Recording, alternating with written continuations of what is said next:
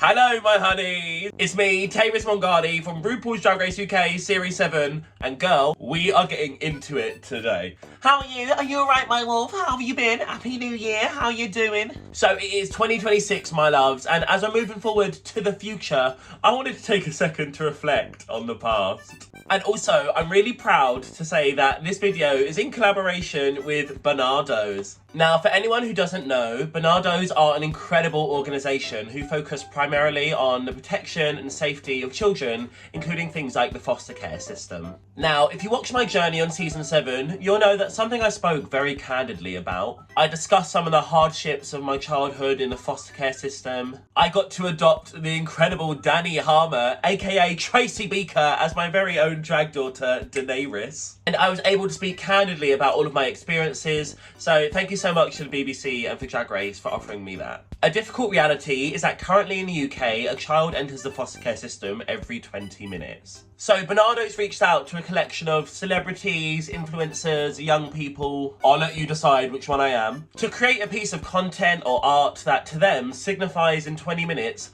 what is home.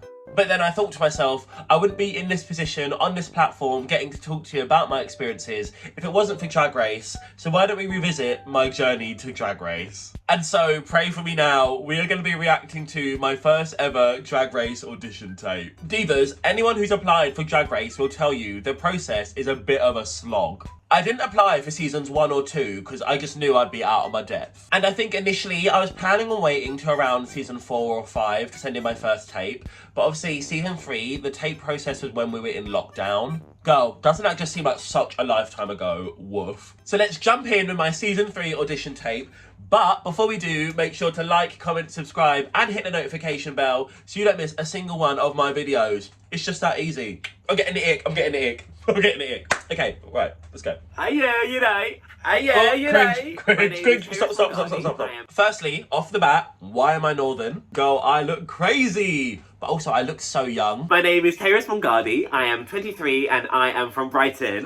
The Tavis brand is Afropunk camp. I'm loud, I'm creative, I'm politically minded, I'm theatrical. I think I'm pretty fucking talented, I'm not gonna lie. The name Tavis. I'm already getting a little bit emotional, you know.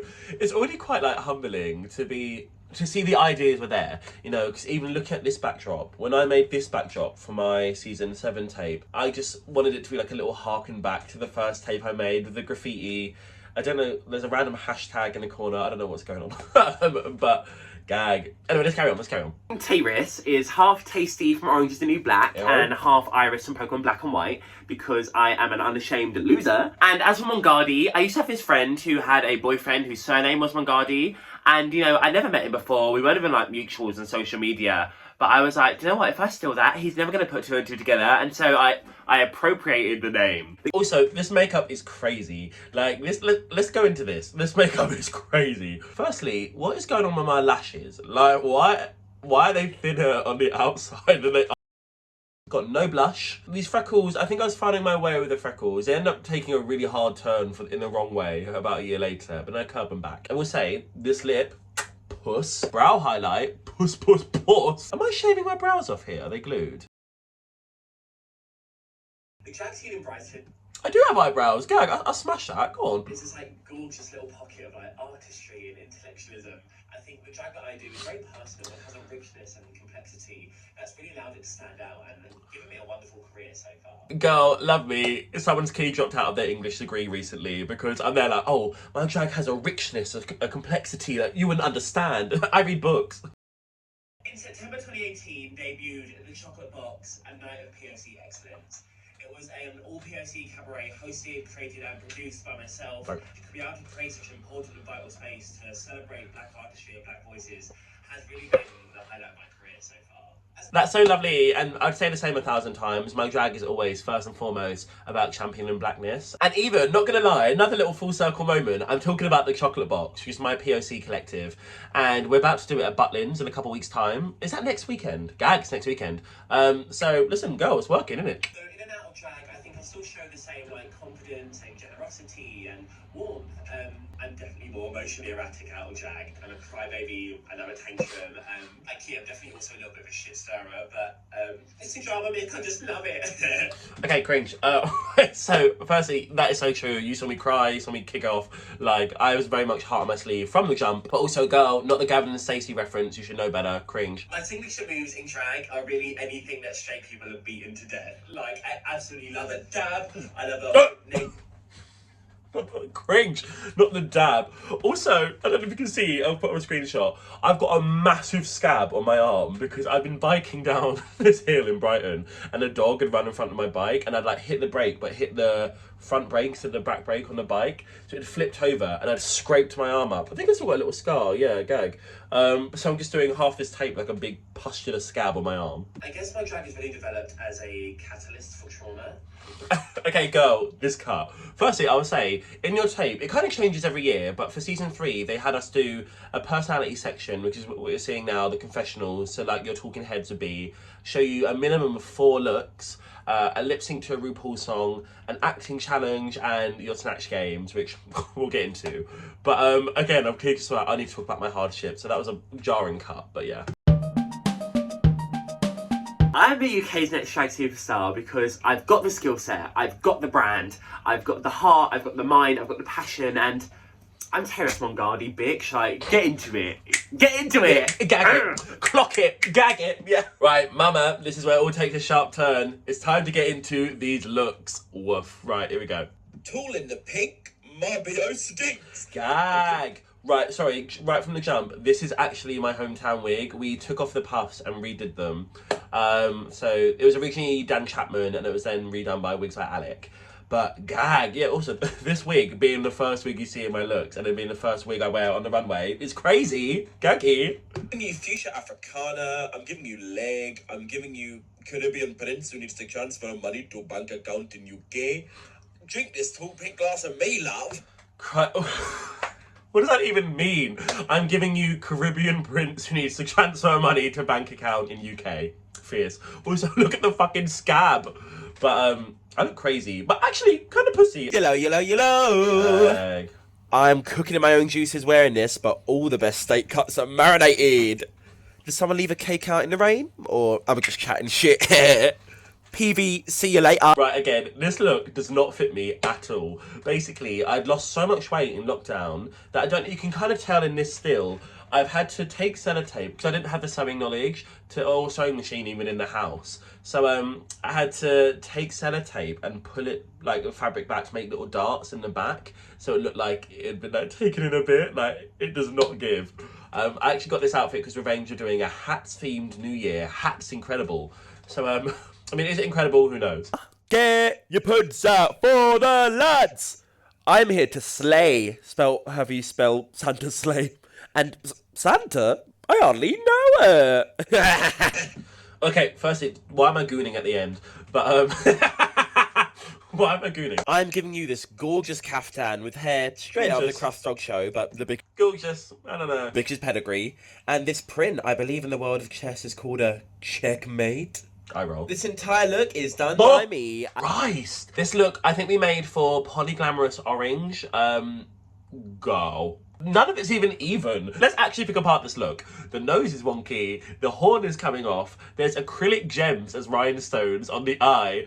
The tongue, I know it's supposed to be like, haha, funny, it just looks like a penis. Like, this hair is dry as shit. I styled the hair and I made the earrings, choker, bodysuit, and the Gothic Kendall impression.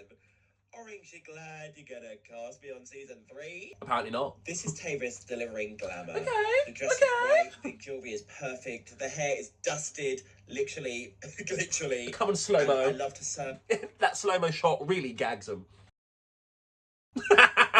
Oh, girl, I love it. I love it. Oh, this is so camp. So next up is the acting scene, and I think this is so camp. Basically, we were given the first 2 lines of the script, and then you just had to improv the rest. And mine just takes a weird turn, because I'm just crazy like that. It's starting. Gentlemen, my dear. Sorry, douche for tears. Comedy gold. Already comedy gold. It's starting. Gentlemen, my dearly departed husband, Alfred, has left me this letter to read to all of you.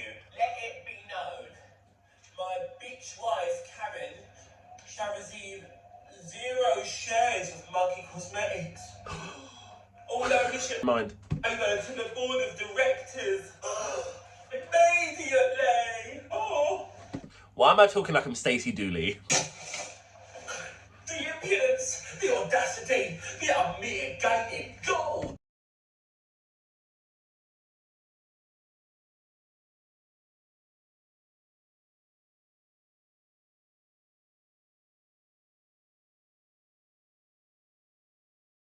I also forgot, I did like a blue cut crease with like a shimmer, and I was against a green screen. So if you look, you can just see the green screen backdrop behind my cut crease. Girl, this is too much. Now I've got nothing left as chief of directors. Oh, come on, additional character, okay.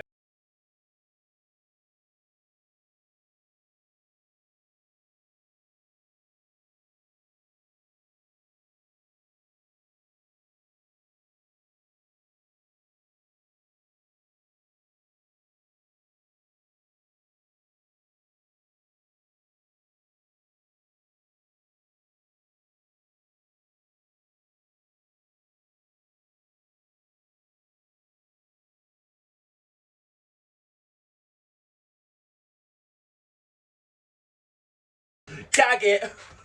That's so crap. It's so crap. Also, I'm clearly afraid of blush. I don't know what's going on. That's so funny. Work. Okay, now it is time to enter prison, honey, because it is time for my Snatch Game. Listen, on season 7, I was a comfortable safe, and I was more than happy with that because I just don't think this was ever going to be, like, my challenge to win. Snatch Game. Hello, RuPaul, it's me, Bill Dunn. But I know that's Snatch Game. What is... God! This is tough. I will say, I'm going to look lovely when I'm grey. But, girl... Also, I would wear that jumper now, down. This is shit. That's already shit. And to be honest, Cosby's the better one.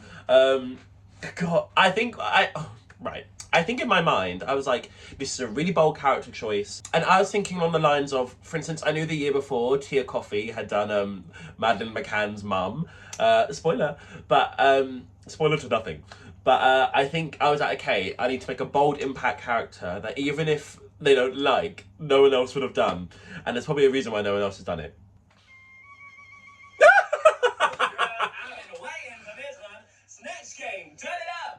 I used to live in Seven Dials, this area of Brighton, which is where this tape is filmed.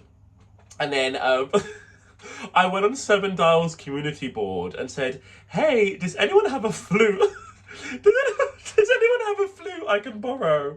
So I just borrowed this random woman's flute, and she tried to teach me the basics for like 20 minutes, but I couldn't pick it up. So then she was just sat talking to my housemate for like half an hour while I like dubbed in the flute music, like, fwee. Girl, this is bootleg. Right, okay, it's time for my lip sync. Girls, this is camp. So, as I mentioned earlier, I was commuting back and forth to work at my McDonald's in Eastbourne during lockdown. And so I asked them, can I come in at the end of the shift? Because it was lockdown, they weren't 24 hours, they'd closed to the public at midnight. So I said, after midnight, can I come in and film my lip sync for my Drag Race tape? And they said, yeah. And honestly, I think this is my favourite part of the tape. This is high camp.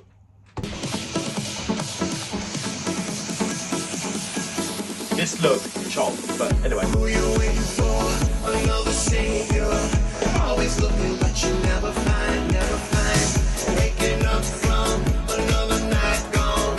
Always looking, but you never find. Going downtown, you know where you're going. Throw your top down like you know where you're going. Tell me one thing, do you like where you're going? Ignoring all of the signs.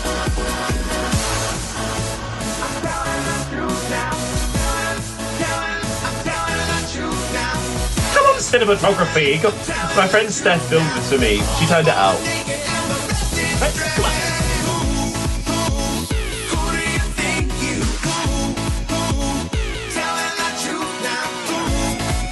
Show me.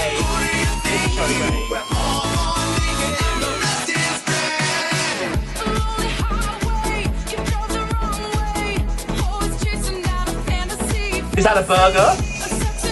No, it's a powder puff. Going downtown, you know where you're going. Throw your top down like you know where you're going.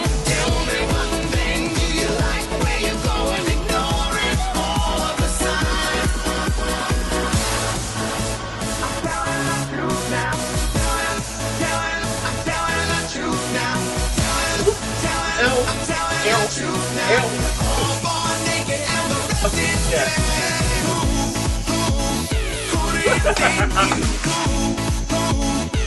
Fanography, come on, who was doing it like me?